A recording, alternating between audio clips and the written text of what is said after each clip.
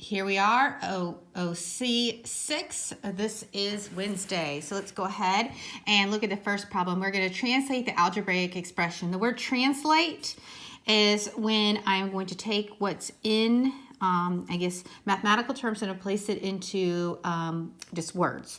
Okay, so looking at this, there's multiple different ways to do this. What I should not see is a times b plus 3. That would make me sad. So instead, a couple of 3 more than the product. And again, these are not the only ones. They're just some that you can use. 3 more than the product of 2 numbers. Or you could, for example, do the product of A and B increased by 3. And that's just 2 that I'm going to list for time's sake. But there are several others. Moving on to problem 2. What is the decimal equivalent of 52 over 97? Round to the nearest hundredth. Okay, that lets me know this is going to be a long decimal.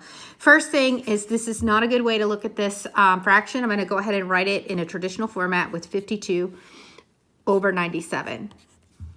Now I say to myself, which number goes inside the house? The top always goes inside the house.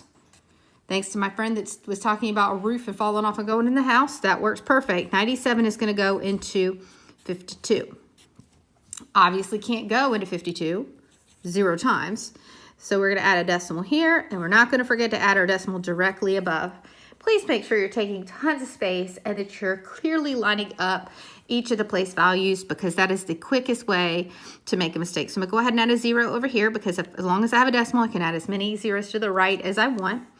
97 is close to 100. 500 rounding is close to 500. 520 is close to 500. So I'm just going to make an estimate that it's going to be 97 times 5. I'm going to do side math because, again, I like my problem to stay really neat and not get too cluttered up over here. So 97 times 5. 7 times 5 is 35. Bring up my 3. 5 times 9 is 45 plus 3 is 48. So 485. And that looks right. I'm not going to be able to get another 97 in there and make it still fit. So I'm going to do 485 here. I'm going to subtract out. I'm going to have to borrow a couple times because obviously can't take 5 away from 0. So I'm going to borrow. So I'm able to bring this to 10 minus 5. And then I'm going to have to borrow again because I can't subtract 1 from 8. So now we have 11 minus 8 is going to be 3. And again, that's all I have is left over 35. Okay, so this was, again, 5 is going to go above this number because that's what I multiplied. 5 times 97 to get 485. I now need to go ahead and add a 0 and drop it down. Okay, 350. I'm going to now estimate this can go in 3 times. Let's do a little side math over here to make sure I'm doing it in a good way and not messing this problem up too much. 7 times 3 is 21. Bring down the 1, up the 2. 3 times 9 is 27 plus 2, which is 291. Go ahead and subtract that out. I'm going to have to do again some more borrowing. Borrow from the 5 to be able to create a 10 here. 10 minus 1 is 9. Okay, cannot subtract 4 from 9, so I'm going to have to continue to borrow. So when I have 14 minus 9 is 5. Nothing else left over. It has told me go to the hundredths place, but in order to properly round to the hundredths place, I need to know what's in the thousandths place. So I'm going to do this one more time. I'm going to drop down 1 more 0, and here I have 590. Now I knew earlier that 97 times 5 was 485. So I'm just going to try, just to make sure, if 97 times 6, I'm going to see if that value will fit in 590, because I think it probably will. But just to make sure, I am going to do my math out over here on the side. 97 times 7 times 6 is 42. Bring up my 4. 9 times 6 is 54. Plus 8 is 582, which will fit. And I actually don't need to continue on because that's the only place I needed to go to. Now let's look at this number so I can decide on rounding. I'm going tenths place, hundredths place, thousandths place. I am rounding to the hundredths place. So I have to look what is right to the right of the 3. It is 5 or more.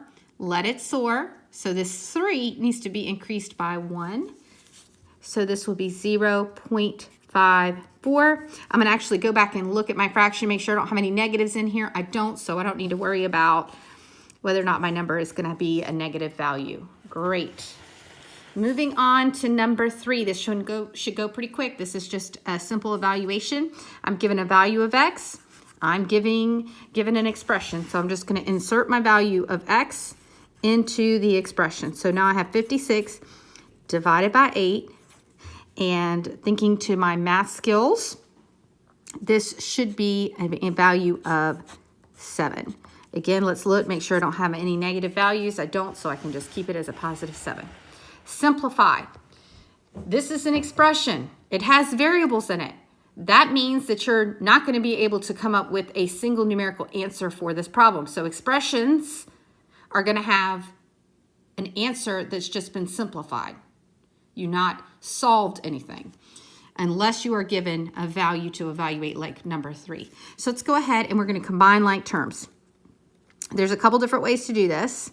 I'm just going to use box method because it's box and circles and color method, because this is probably the most common way. So anything that is a like term that has the same variable. So in this case, 4x and negative 12x have a variable of just x, and then these two are constants. Let's combine 4x and negative 12x, and when I do that, I get a value of negative 8x. Different signs, subtract, take the sign of the larger absolute value, which is negative, it will be 8x. Negative 9 plus 9 is just 0, so our final answer is just 8x.